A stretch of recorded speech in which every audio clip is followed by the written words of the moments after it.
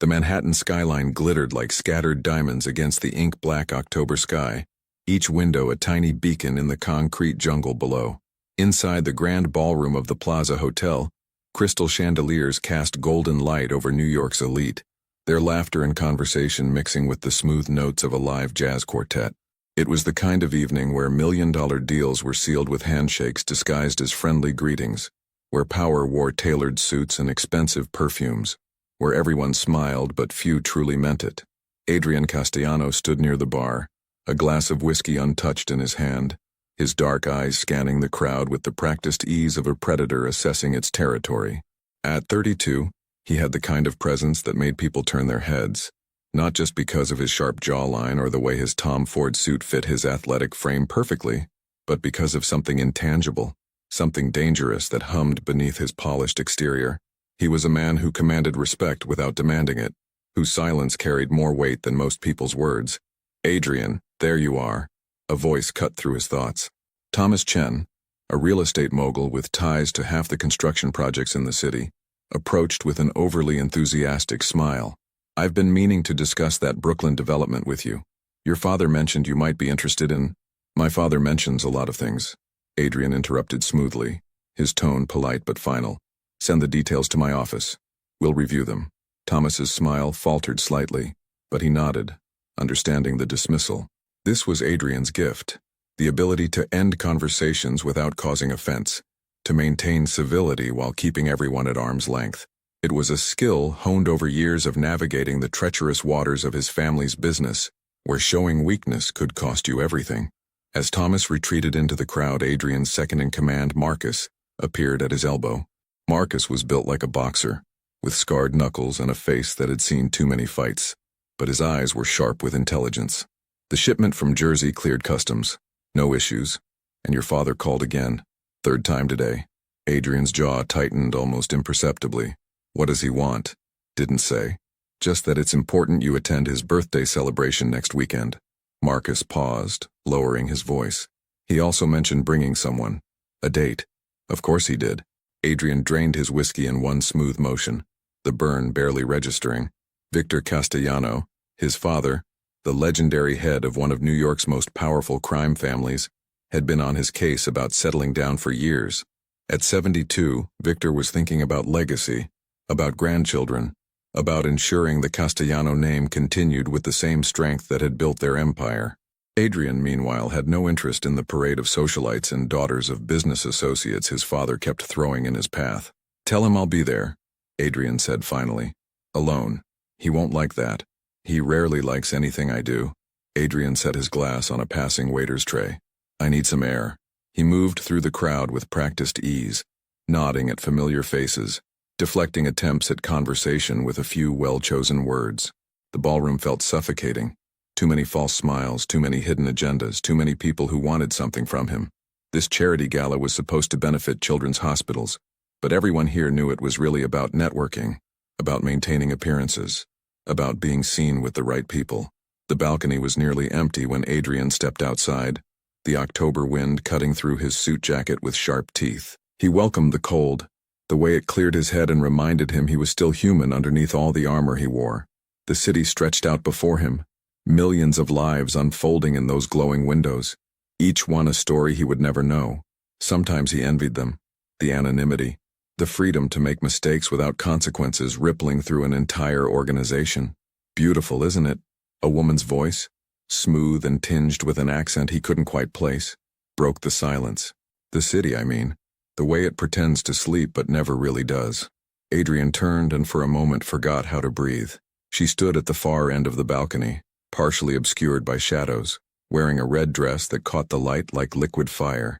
Her dark hair fell in soft waves past her shoulders, and even from a distance he could see the elegant line of her neck, the way she held herself with a confidence that wasn't arrogance, but something deeper, self-possession, perhaps, or resignation.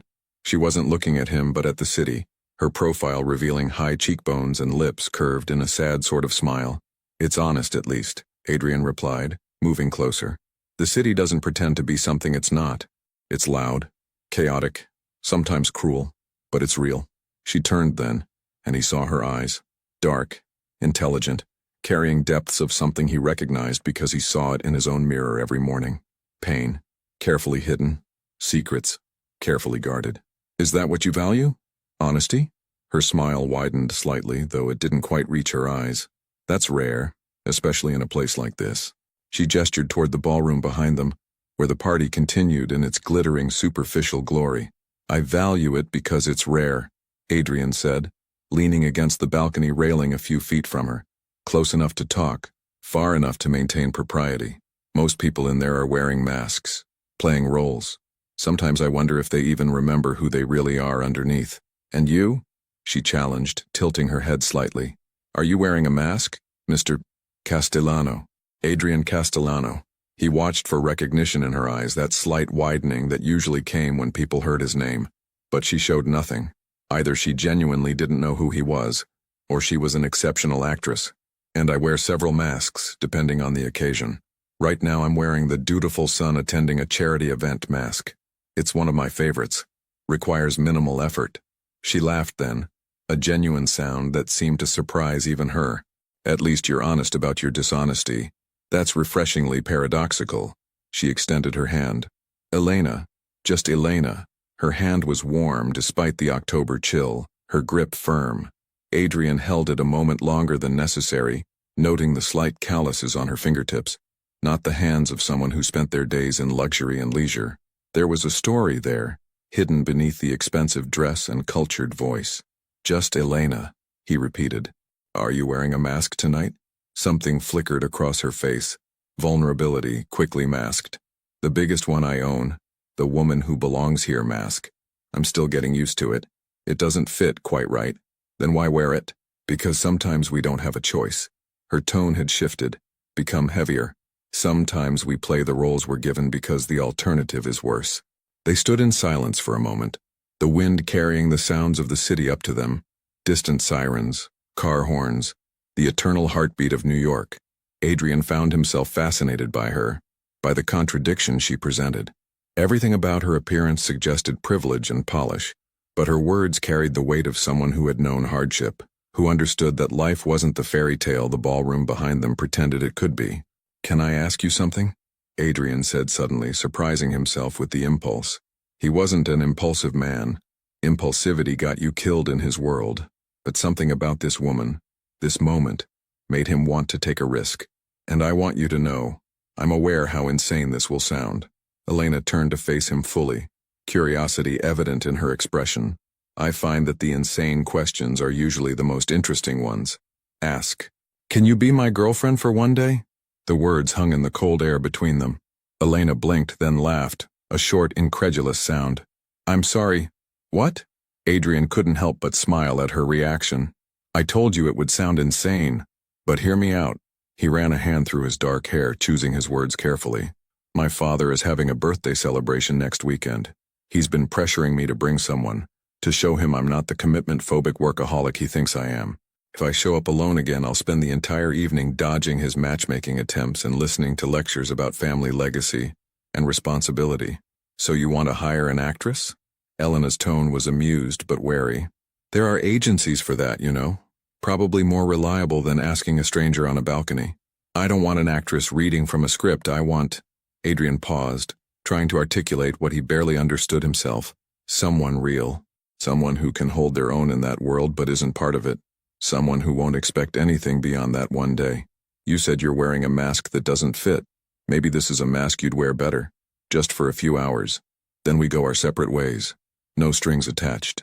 Elena studied him for a long moment, her dark eyes searching his face for something. Sincerity, perhaps, or hidden danger. You don't even know me. I could be anyone. A criminal, a con artist, someone who would use this to get close to your family for all the wrong reasons. Are you any of those things? No, she said quietly. But I am someone with secrets. Someone who shouldn't be trusted with yours. Everyone has secrets, Adrian countered. I'm not asking you to trust me with yours. I'm asking you to stand beside me for one evening, smile at the right moments, and help me survive a family obligation. That's all. And in return, I'll pay you. I don't want money. The words came out sharp, almost offended. Elena looked away, her hands gripping the balcony railing. If I do this, and I'm not saying I will, it wouldn't be for money. It would be for... She trailed off, seeming to struggle with something internal. For what?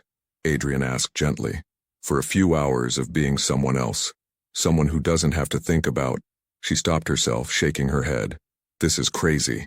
I don't even know why I'm considering it. Because you're curious, Adrian suggested. Because you're standing on this balcony alone at a party where you clearly don't want to be, which means you're hiding from something or someone.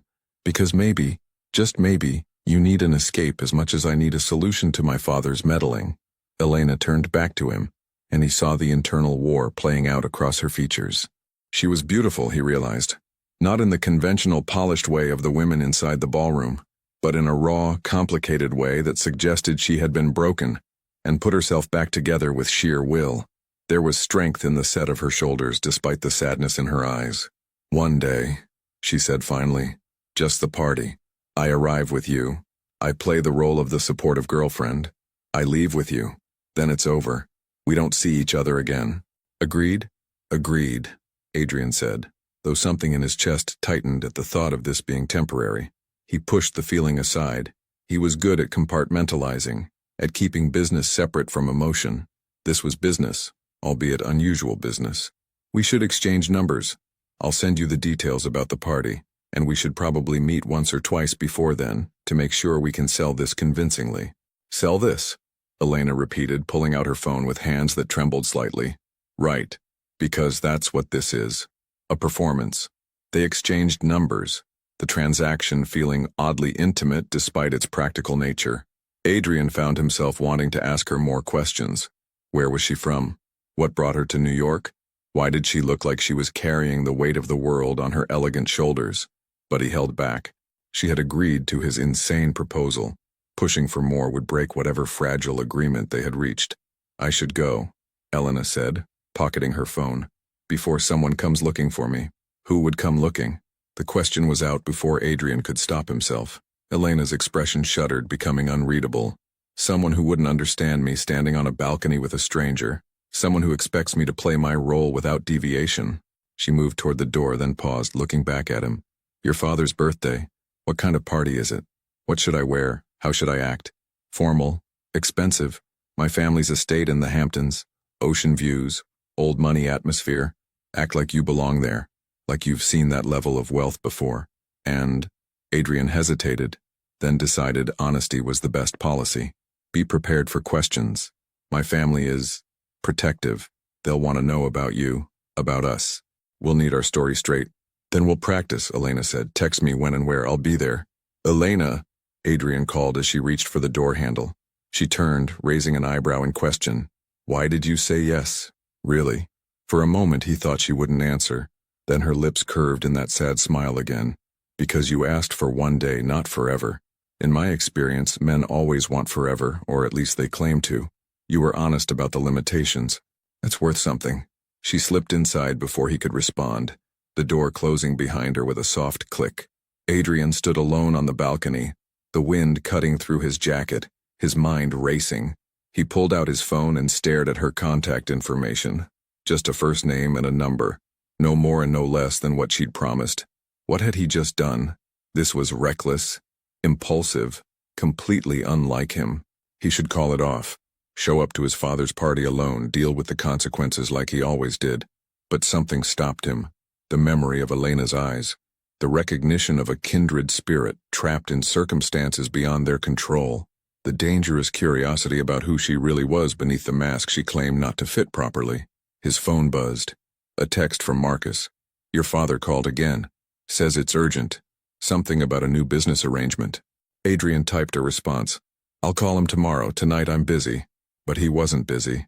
He was standing on a cold balcony, staring at a closed door, wondering about a woman named just Elena, who had agreed to be his girlfriend for one day.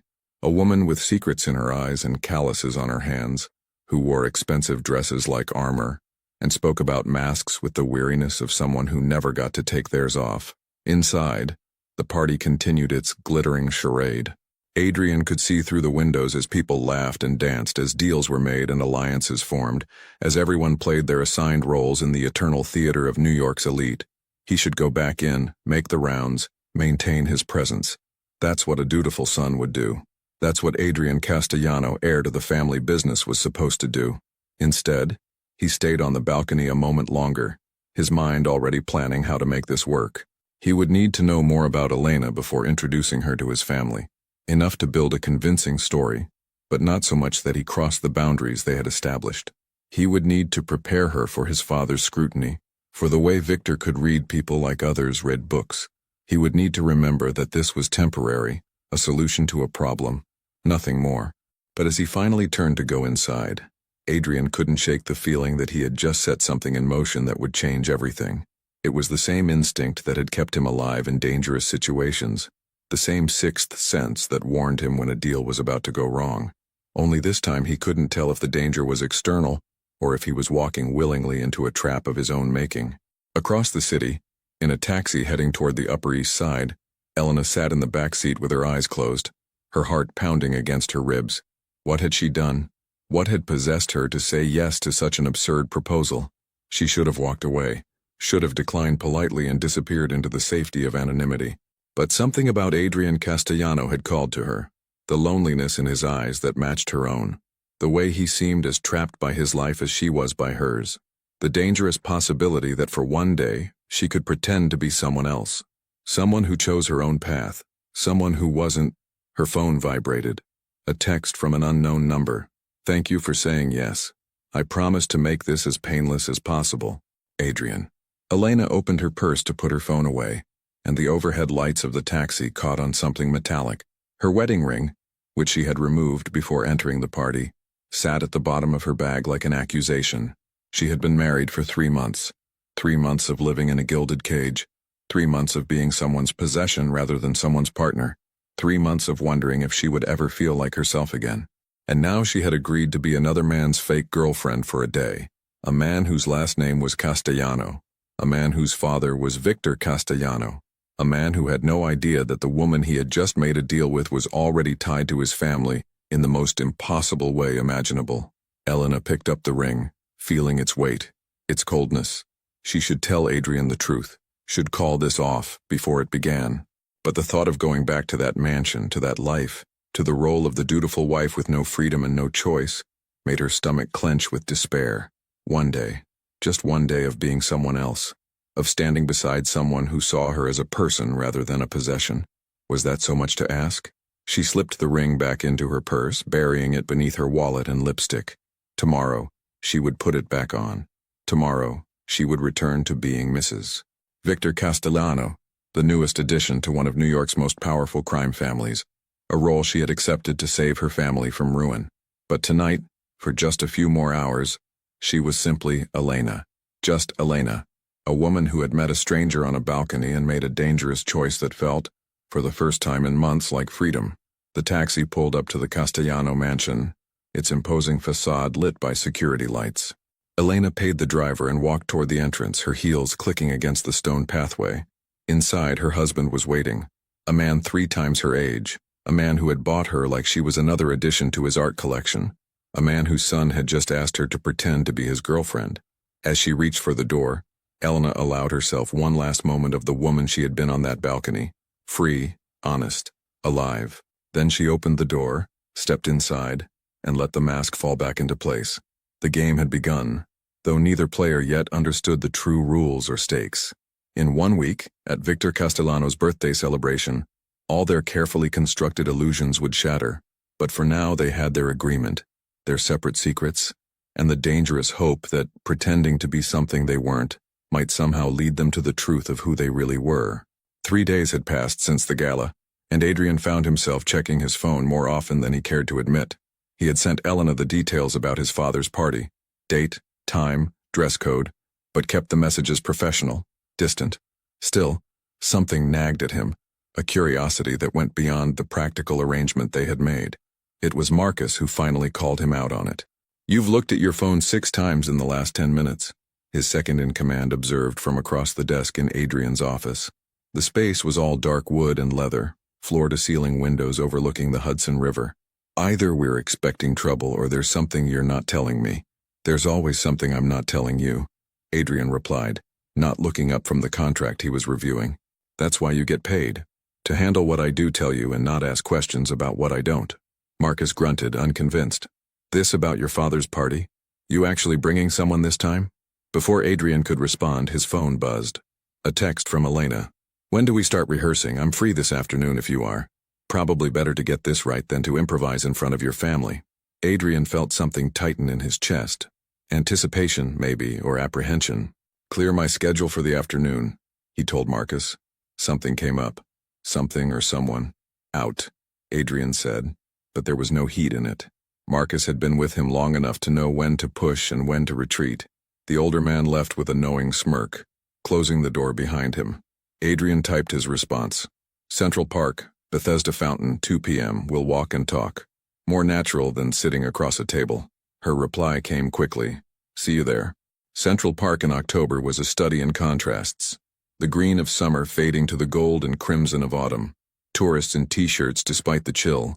Street performers competing for attention against the backdrop of surrounding skyscrapers. Adrian arrived 10 minutes early, a habit born from years of needing to assess situations before committing to them. He wore dark jeans and a leather jacket, dressed down from his usual suits, trying to blend into the afternoon crowd. Elena appeared exactly on time, walking toward the fountain with the same elegant composure she had carried at the gala. But in daylight, he could see her more clearly, the slight shadows under her eyes suggesting sleepless nights, the way she glanced over her shoulder as if checking whether she was being followed. She wore dark jeans, ankle boots, and a cream-colored sweater under a long coat. Her hair was pulled back in a simple ponytail, and without the formal dress and makeup, she looked younger, more vulnerable. Mr. Castellano, she greeted him with a small smile. Punctual. I like that. Adrian, he corrected. If we're going to sell this, you need to call me Adrian. And I need to call you just Elena? Or do you have a last name you're willing to share? Something flickered across her face. Hesitation. Calculation. Reyes. Elena Reyes. At least that's what's on my passport. At least? Adrian fell into step beside her as they began walking along the path that circled the lake. That's an interesting qualification. I was born in Argentina, she said, her accent becoming slightly more pronounced as she spoke about her past. Buenos Aires. My family moved to Miami when I was 12, then I came to New York for work, life, things. She waved her hand vaguely. The name stayed the same, but the person attached to it changed several times along the way. You know how that goes. I do, Adrian admitted. They walked in silence for a moment, watching a young couple rent a rowboat, laughing as they nearly fell into the water climbing aboard. So, Elena Reyes from Buenos Aires. How did we meet? That's the first question my family will ask. Elena was quiet for a moment, thinking. The gala, actually. Why change what's true? You noticed me on the balcony. You were charming. We started talking. It was supposed to be just that one conversation, but you asked for my number. We've been seeing each other for, how long would be believable? 2 months, Adrian suggested. Long enough to be serious, short enough that I haven't brought you around before because we wanted to keep it private. My family has a tendency to interfere in my personal life, so I wanted to be sure before introducing you to that circus. Smart, Elena nodded. And it gives us room for not knowing everything about each other. We're still in the discovery phase. What do I do for work? Adrian glanced at her hands again, noting those calluses. What do you actually do? She hesitated, then said, I used to be a translator. Spanish, English, Portuguese.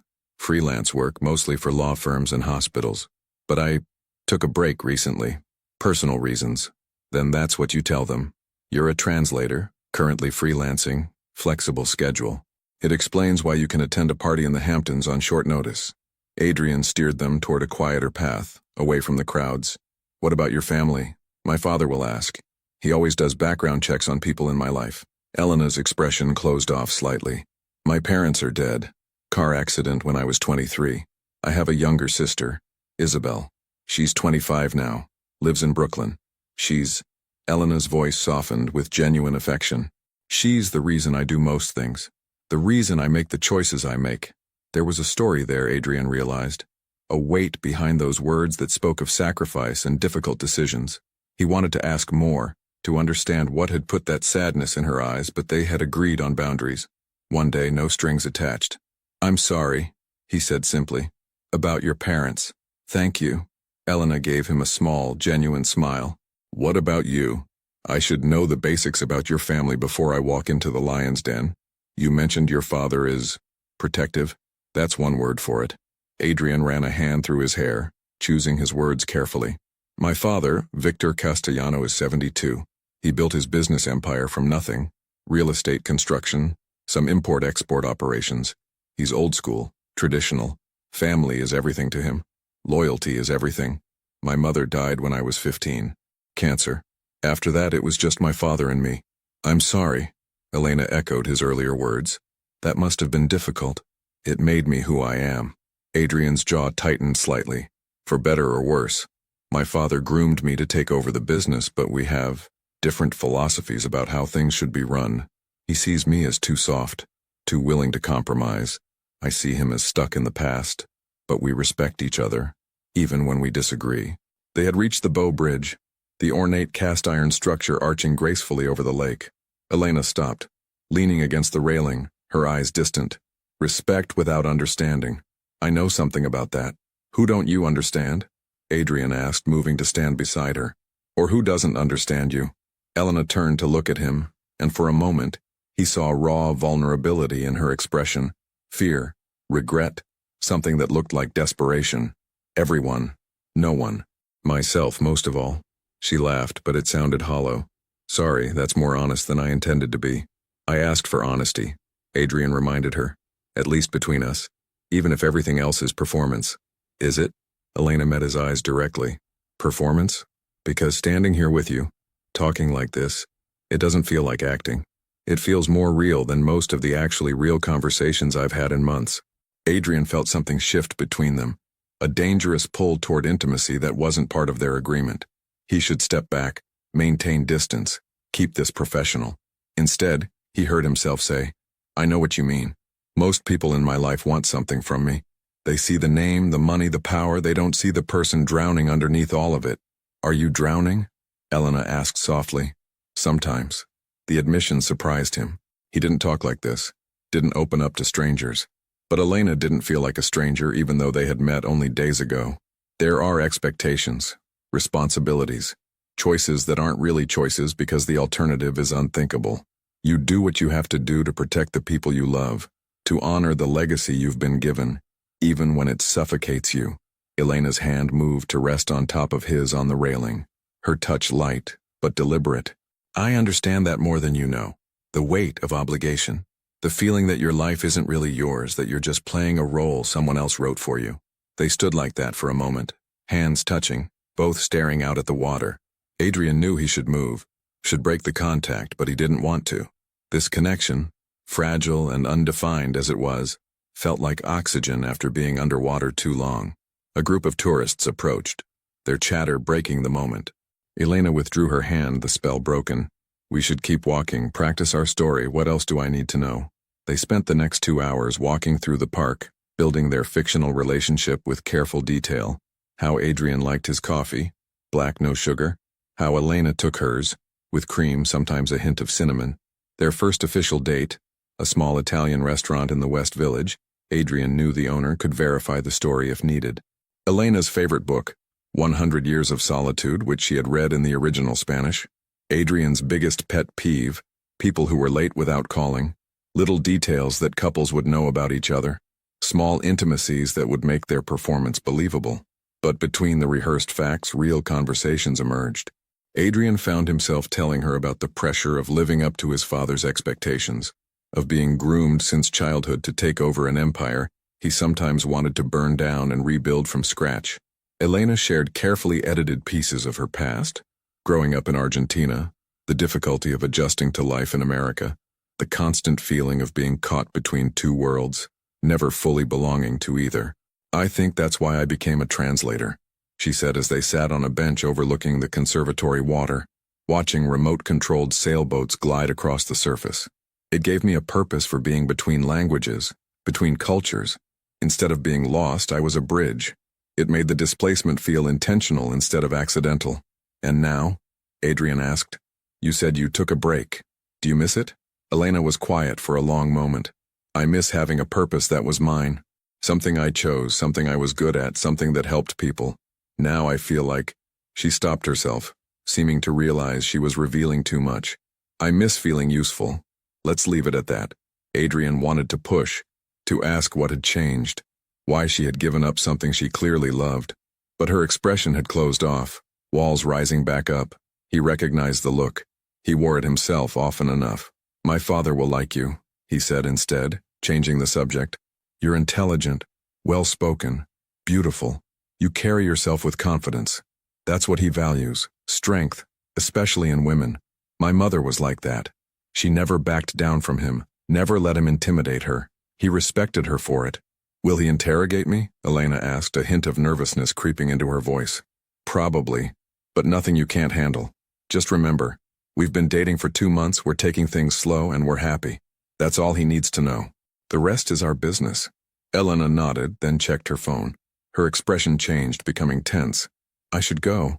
I didn't realize how late it was getting. Someone expecting you?" Adrian asked casually, though he noted the sudden urgency in her demeanor. "Something like that." Elena stood, gathering her coat around her. "Same time tomorrow? We should probably meet at least once more before the party. Make sure we're on the same page." "Tomorrow works. There's a coffee shop in Brooklyn near the waterfront. Quiet, private. I'll text you the address." They walked together toward the park exit at 72nd Street, the afternoon fading into early evening. The street lights were beginning to flicker on, casting long shadows across the pavement.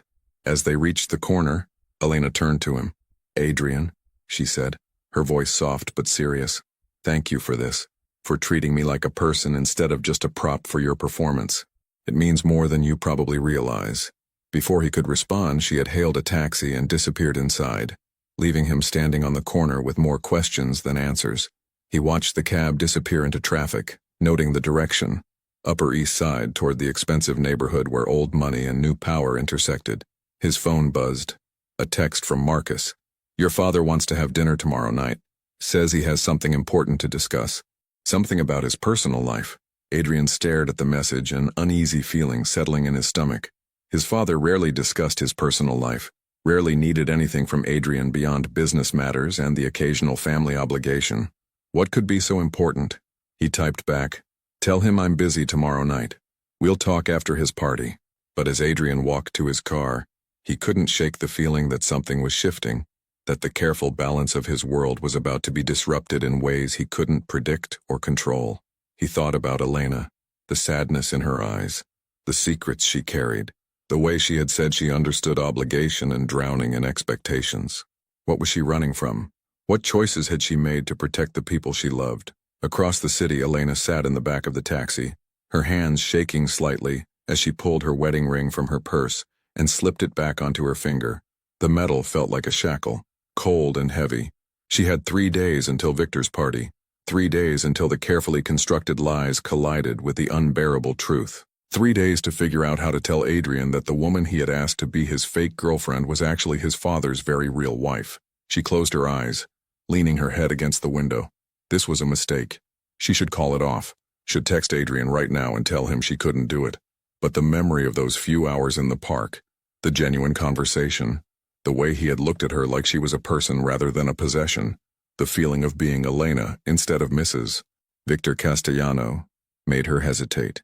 One more day, she told herself. One more afternoon of pretending to be free. Then she would tell him the truth and end this, before it destroyed them both. But even as she made the promise to herself, Elena knew she was lying. She had become so good at lying lately, to Victor, to herself, to everyone. What was one more lie? One more day of postponing the inevitable. She would meet Adrian tomorrow and the day after, and maybe, just maybe, she could hold on to this illusion of freedom until it was time to let it shatter.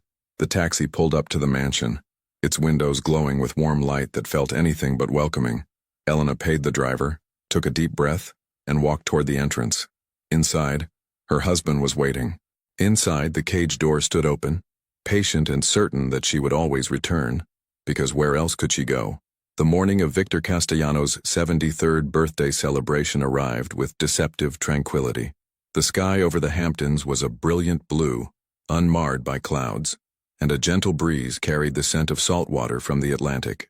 The Castellano estate sprawled across 12 acres of prime beachfront property, a testament to decades of accumulated power and wealth.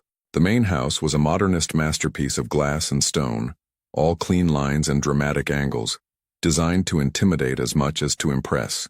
Inside, Elena stood before the full-length mirror in one of the guest rooms, her reflection a stranger wearing a navy blue silk dress that hugged her curves before flowing gracefully to mid-calf.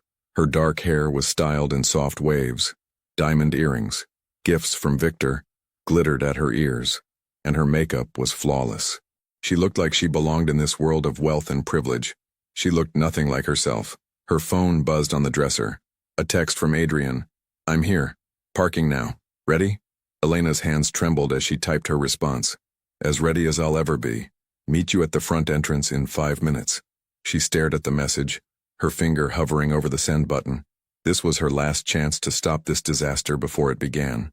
She could text him the truth right now. Simple, direct, devastating. "I can't do this.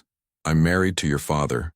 3 seconds to type, 1 second to send, and this nightmare would end before it could truly begin. But instead, she pressed send on her original message and slipped the phone into her clutch.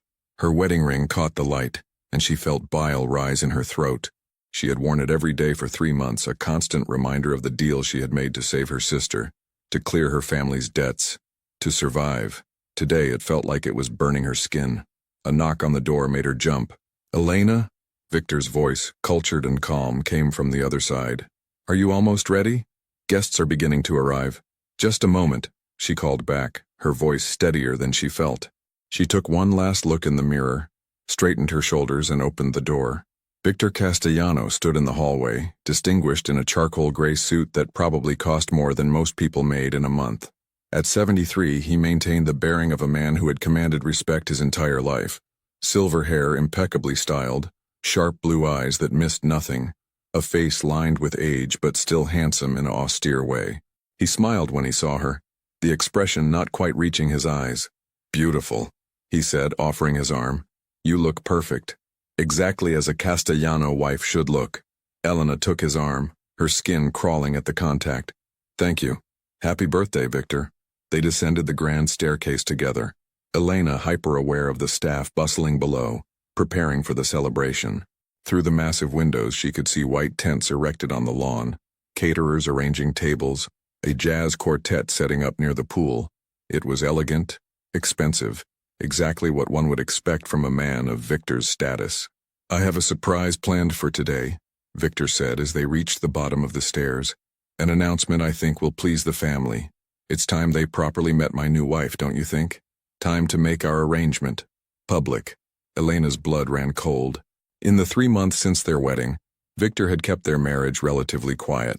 A small ceremony with minimal witnesses, no announcements to the press, no family gatherings. He had claimed he wanted to ease her into his world, to give her time to adjust. She had suspected the truth, that he was ashamed of his decision to marry someone young enough to be his granddaughter, that he wanted to ensure she wouldn't embarrass him before introducing her to his social circle. "An announcement," she repeated, her voice hollow. "Nothing to worry about," Victor assured her, patting her hand in a gesture that was meant to be comforting but felt patronizing. "Just a formal introduction. Let everyone know that the Castellano family has grown. My son will be here soon, actually. It's time you two finally met properly." Elena felt the world tilt sideways. "Your son? Adrian. I've mentioned him, haven't I?" Victor guided her toward his study, away from the staff. "He's been resistant to the idea of me remarrying. Thinks I'm too old for such things, that I should focus on grandchildren and legacy rather than starting over. Young people don't understand that life doesn't end at 70, that a man can still want companionship, partnership. Partnership, as if what they had could be called that.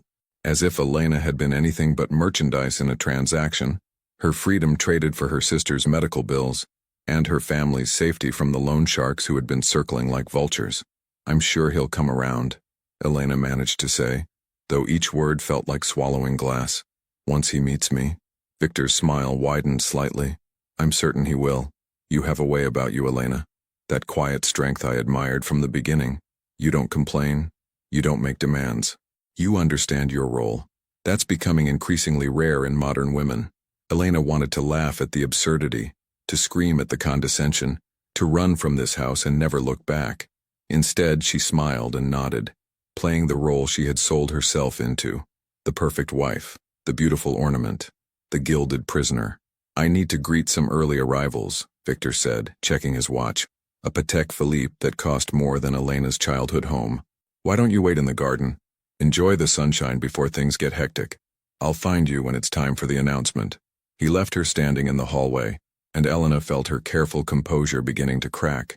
She needed air, needed space to think, needed to figure out how to stop the collision course she had set in motion. She pushed through the French doors that led to the garden, the October sunshine doing nothing to warm the ice spreading through her veins. Her phone buzzed again. Adrian, where are you? I'm at the front entrance, starting to get strange looks from the valet. Elena typed quickly. Change of plans. Meet me in the garden, east side of the house past the pool. We need to talk before we go inside.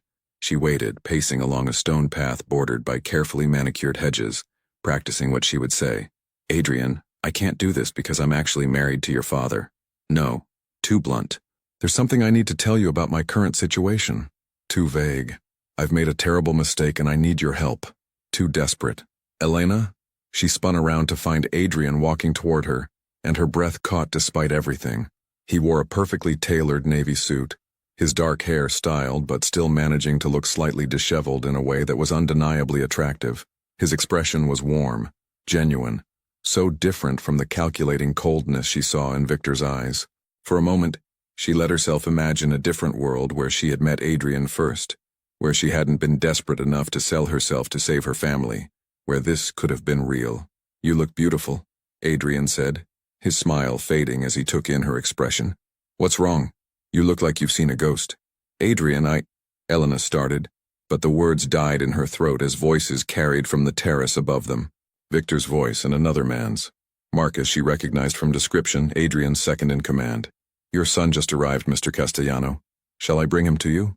No need. I'll greet him myself. Today's about family, after all. Elena watched the color drain from Adrian's face as recognition set in. That's my father, he said slowly. You know my father? Is that why you— Let me explain, Elena said urgently, reaching for his arm. Please, just listen. But it was too late. Victor appeared on the terrace above them, his eyes moving from Adrian to Elena and back again. For a moment his expression showed nothing, the perfect poker face of a man who had negotiated with criminals and politicians alike. Then something flickered across his features. Understanding, calculation, and something that might have been disappointment. Adrian, Victor said, descending the stone steps with measured grace. You're early, and I see you've met Elena. His eyes narrowed slightly. Or had you met before? Adrian's jaw clenched, his body going rigid with tension. Father, I didn't realize you knew Elena. Knew her? Victor reached the bottom of the steps, positioning himself between them. She's my wife, Adrian. We married 3 months ago. I was planning to announce it today to introduce her properly to the family, but it seems you've already made her acquaintance. The silence that followed was suffocating. Elena watched Adrian process the information, saw the moment shock gave way to betrayal to anger.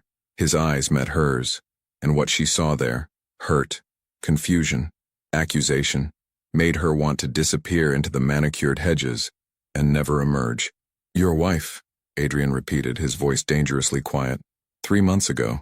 That would have been— He was doing the math, she realized.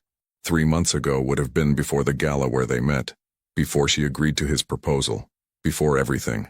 July, Victor supplied helpfully, though his tone had gone cold. We had a private ceremony. Elena, perhaps you'd like to explain to my son how you two know each other. Elena felt trapped between them, 2 generations of Castellano men, both waiting for her to speak. The truth felt impossible, but lies would only make things worse. I met Adrian at a charity gala last week, she said carefully. We talked, briefly. I didn't know he was your son. You'd never shown me pictures, never mentioned his name. It was technically true, even if it omitted the crucial detail of Adrian's proposal and her acceptance. Victor studied her face, looking for deception, and Elena forced herself to meet his gaze without flinching. A brief conversation, Victor said.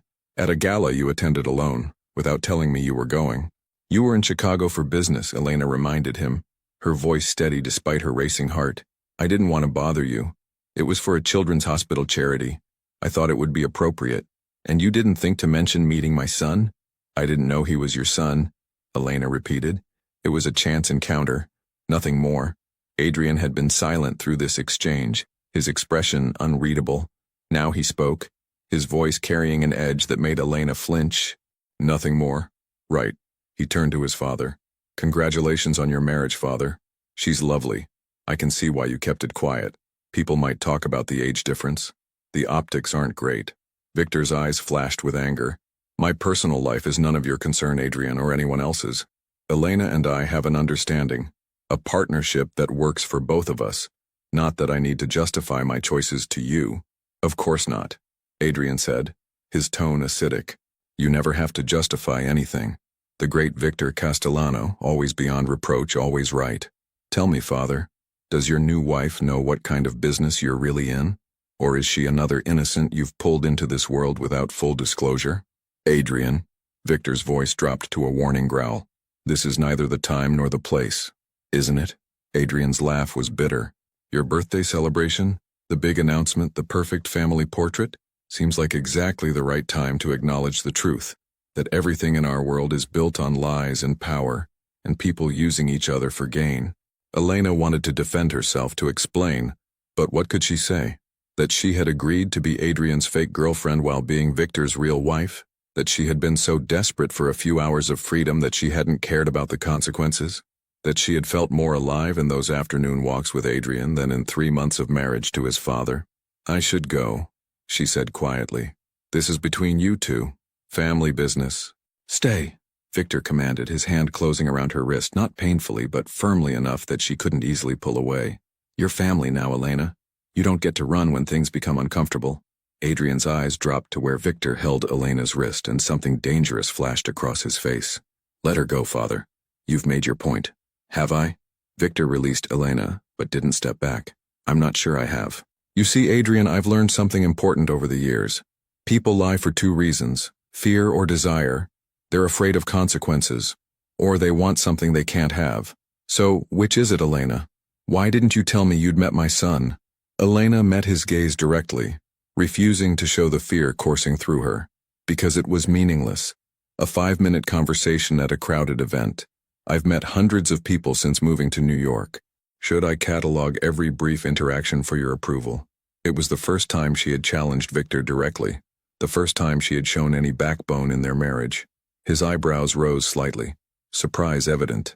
Then, unexpectedly, he smiled, a cold, calculating expression that sent chills down her spine. There she is, he said softly, the woman I married. I was beginning to think I'd broken you too thoroughly, that all your fire had gone out. Good to know it's still there, buried under the obedience. He turned to Adrian. You asked if she knows what kind of business I'm in. The answer is yes. Elena came to me knowing exactly what the Castellano name meant, what it would cost her to take it. She made that choice with open eyes, didn't you, my dear? Elena felt the trap closing. If she said yes, she confirmed herself as a willing participant in Victor's world. If she said no, she revealed the desperation that had driven her to this marriage, the debt and danger that had left her no other choice. Either way, Adrian would see her as complicit or weak. I made a choice to marry you, she said carefully, for my own reasons. That's all anyone needs to know.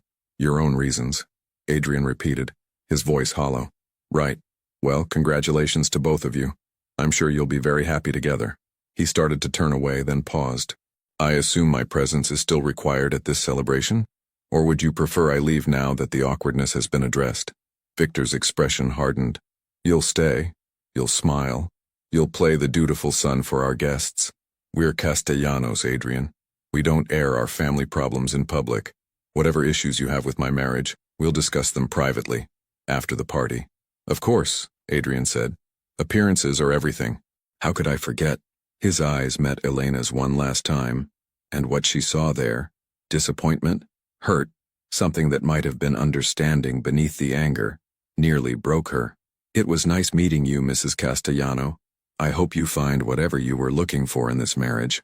He walked away before she could respond, disappearing back into the house through a different entrance. Elena stood frozen, Victor still beside her, the sound of arriving guests growing louder from the front of the estate. That went well, Victor said dryly. He'll get over it. Adrian has always been dramatic about my personal choices. Comes from his mother. She was passionate about everything, couldn't stand anything she perceived as injustice. His tone softened slightly. You handled yourself well, Elena. Better than I expected. Perhaps there's more steel in your spine than you've shown me. Perhaps, Elena managed to say, though inside she felt shattered. Come, Victor offered his arm again. We have guests to greet, a party to host. You can be upset later, in private. Right now you're Mrs. Victor Castellano, and you have a role to play. Elena took his arm mechanically, letting him guide her back toward the house. The afternoon sunshine that had seemed so bright earlier now felt harsh, exposing. She could see staff members moving through the windows, caterers arranging food, musicians tuning instruments. Everything was perfect, orchestrated, exactly as Victor had planned, except for the son he hadn't accounted for, the son who had asked a stranger to pretend to be his girlfriend, not knowing that stranger was the last person who should ever be in that role. As they entered the main house, Elena caught a glimpse of Adrian across the grand living room, already surrounded by family members and associates. He was smiling, shaking hands, playing his part perfectly, but even from a distance, she could see the tension in his shoulders, the way his smile never reached his eyes. She had done that to him. She had taken his simple solution to a family obligation and turned it into something toxic. The afternoon blurred into a parade of introductions, congratulations, carefully worded questions about how she and Victor had met. Elena delivered her prepared answers with robotic precision.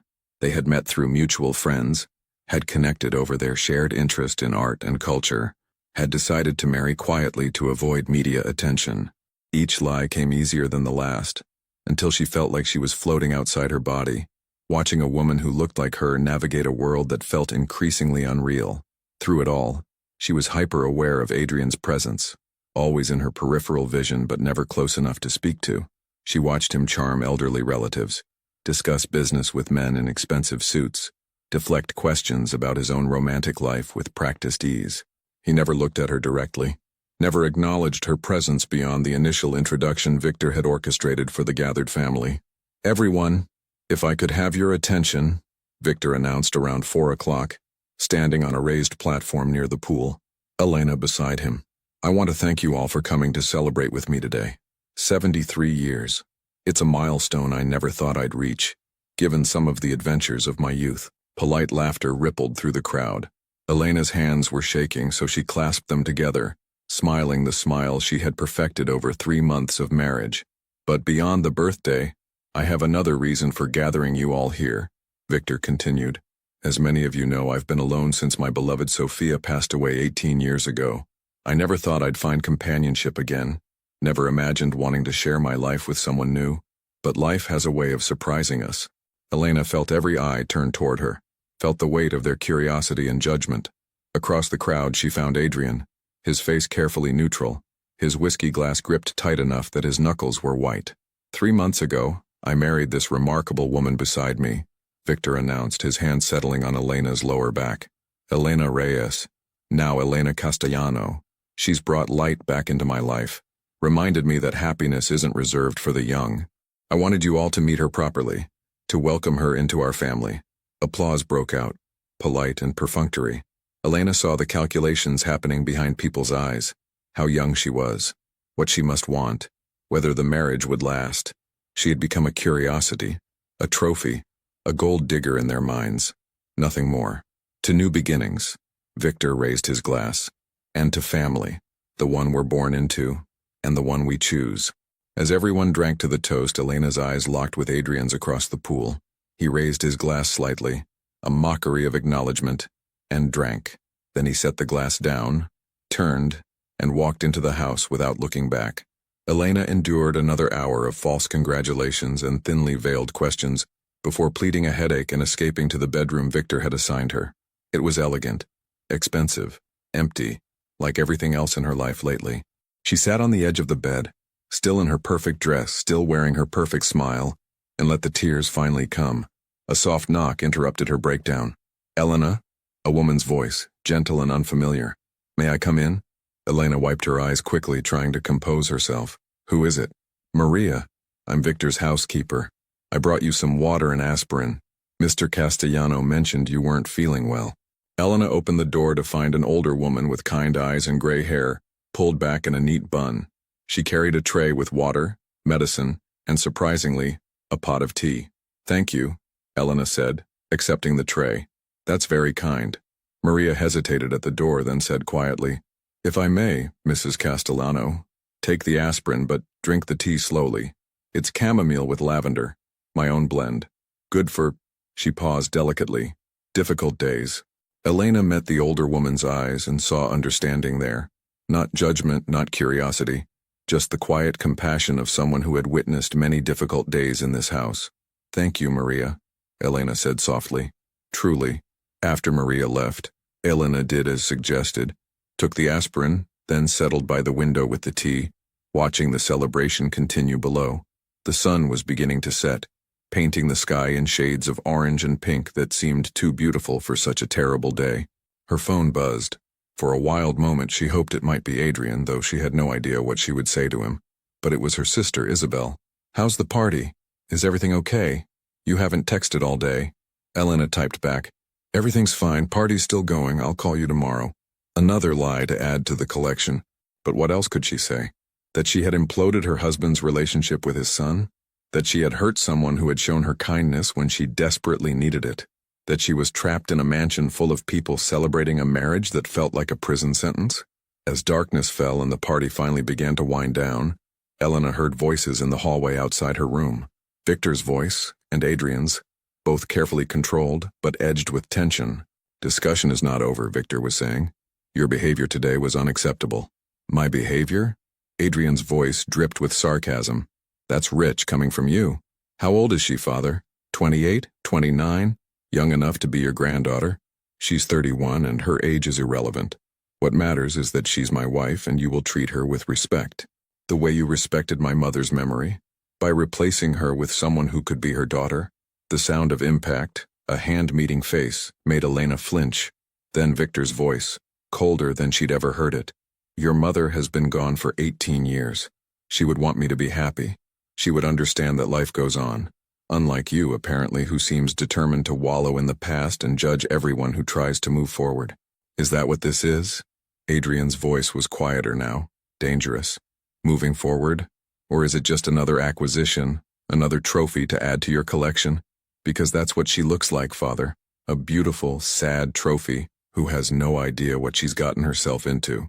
Elena pressed her hand to her mouth, trying not to make a sound. She shouldn't be listening, but she couldn't move away. You know nothing about my marriage or my wife, Victor said. Nothing about what we've agreed to, what we each bring to this arrangement. Keep your judgments and your assumptions to yourself. Arrangement, Adrian repeated. At least you're honest about that much. Tell me, does she know? Whatever arrangement you have, does she actually understand it? Or did you manipulate her into this like you manipulate everyone? Get out, Victor said flatly. Get out of my house, and don't come back until you can act like an adult instead of a petulant child. Gladly. Footsteps retreated down the hallway, then paused. For what it's worth, father, I feel sorry for her. Whatever her reasons for marrying you, she deserves better than being a pawn in your games. And you would know all about games, wouldn't you? Victor called after him. Don't think I didn't notice, Adrian, the way you looked at her in the garden, the way she looked at you. Whatever happened between you two, whatever you were planning, it's over now. She's mine. Remember that. The front door slammed, rattling the windows. Elena sat frozen by her bedroom door, her tea forgotten, her heart pounding. Victor knew. Somehow he had seen through their careful neutrality, had recognized the connection between them, and he had claimed her, not as a partner, not even as a possession, but as a weapon to use against his son, a weapon that would only cut both ways. Elena didn't sleep that night.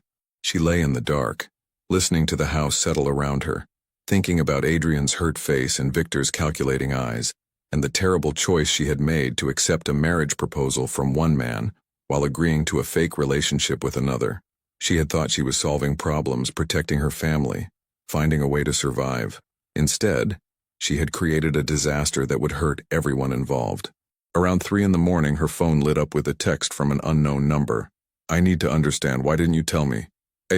Elena stared at the message for a long time before typing her response.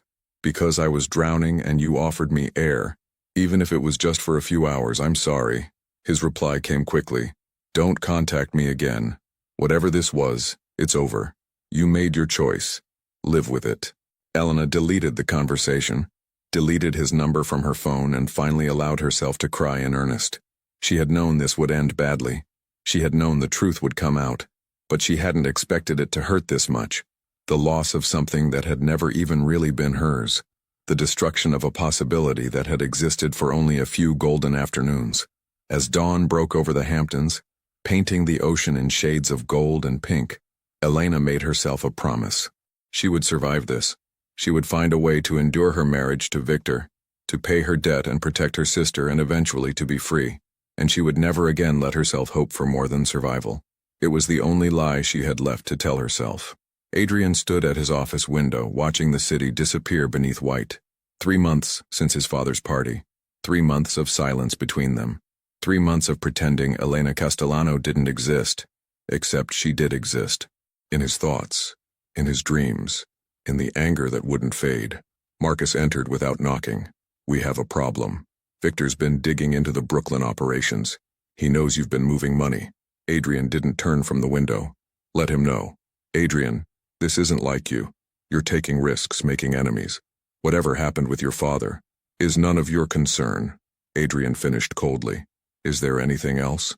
Marcus hesitated. "There's a file on your desk. About Elena Castellano. Background check I ran, thought you should see it." After Marcus left, Adrian stared at the manila folder like it might explode. He shouldn't look. He should throw it away. Forget her. Move on. Instead, he opened it. The documents painted a picture he hadn't expected. Elena Reyes, translator, Buenos Aires native. Parents dead. One sister, Isabel Reyes, 25, residing Brooklyn. Medical bills, $340,000. Paid in full 3 months ago by Victor Castellano. Adrian's hands shook. Medical bills. The same timing as her marriage. Not a gold digger. Not a social climber. A sister. A debt. A choice that wasn't really a choice. "God damn it," he whispered. His phone buzzed. Unknown number. "Isabel Reyes was admitted to Mount Sinai an hour ago. Complications from treatment. Thought you should know. M." Adrian grabbed his coat. He told himself it was curiosity, intelligence gathering, nothing more, but he knew he was lying. Mount Sinai's oncology floor was quiet at midnight. Adrian found Elena in the waiting room, still in an evening gown from whatever event Victor had dragged her to, mascara streaked down her face, completely alone. She looked up when he entered. Shock, fear, hope, all crossing her face in seconds. "What are you doing here?" Her voice was hoarse from crying. "I know about Isabel," Adrian said. "About the medical bills. About why you married him." Elena's face crumbled. "Adrian, please. I can't. Not tonight. My sister is—" "I know." He sat beside her, maintaining careful distance. "I'm not here to fight. I'm here because no one should be alone right now." They sat in silence. Minutes passed. An hour. Elena's head eventually dropped to his shoulder, exhaustion winning over propriety. Adrian didn't move. "I wanted to tell you," she whispered. "That day in the garden, I was going to tell you everything. I know. I never meant to hurt you. I know that too." The doctor emerged at dawn. Isabel was stable. The crisis had passed. Elena sobbed with relief, and Adrian held her, just for a moment, just enough to remember what it felt like to touch her. "I should go," he said, standing. "Before your husband realizes you're not alone." "Adrian, don't." His voice was gentle but firm. "Whatever this is, whatever we feel, it doesn't matter. You're his wife. I'm his son. This can't happen." "I know." Elena wiped her tears. "But thank you. For coming. For understanding." Adrian left without looking back. But in the elevator he made a decision. He couldn't have Elena, but he could free her. And that's exactly what he planned to do. 6 months later, June, the beginning of summer, the divorce papers arrived on a Tuesday morning, delivered by Victor's attorney to Elena's new apartment in Brooklyn, a small sunlit space she'd found near Isabel, who was now in remission and thriving. Elena stared at the documents, uncomprehending. Victor was divorcing her, citing irreconcilable differences, asking for nothing, offering her a settlement she hadn't expected, freedom, clean and complete. Her phone rang. Victor's number. "Did you receive them?" His voice was calm, almost kind. "I don't understand," Elena whispered. "Why now?" "Because I'm tired, Elena. Tired of pretending. You were never mine. Not really. Your heart was always elsewhere." He paused. With my son. Victor, don't apologize. I knew what I was doing when I proposed that arrangement. I wanted companionship, appearance, control. What I got was a reminder that some things can't be bought. His voice softened. Sign the papers. Be free. Isabel's medical expenses are covered for life. That won't change. Consider it my wedding gift, finally given properly. Why are you doing this? Because Adrian convinced me. He spent 6 months paying off your family's remaining debts, securing Isabel's treatment, building a case for why I should let you go. He never asked for anything in return. Never even spoke to you, did he? Elena's throat tightened. No. That's love, Elena. The kind that sacrifices without expectation. The kind his mother and I had once. Victor's voice grew distant. I won't stand in the way of that. Not anymore. The call ended. Elena sat with the papers, tears streaming down her face. 3 weeks later, the divorce was finalized quietly. Elena returned to translating, to rebuilding her life, to discovering who she was beyond survival mode. She didn't contact Adrian. He had given her freedom. She wouldn't burden him with expectations. But fate had other plans. They ran into each other at a charity gala, different from the one where they'd met, but similar enough to feel like destiny's echo. Elena was there with Isabel, celebrating her sister's recovery. Adrian was there alone, looking tired but lighter somehow, unburdened. Their eyes met across the room.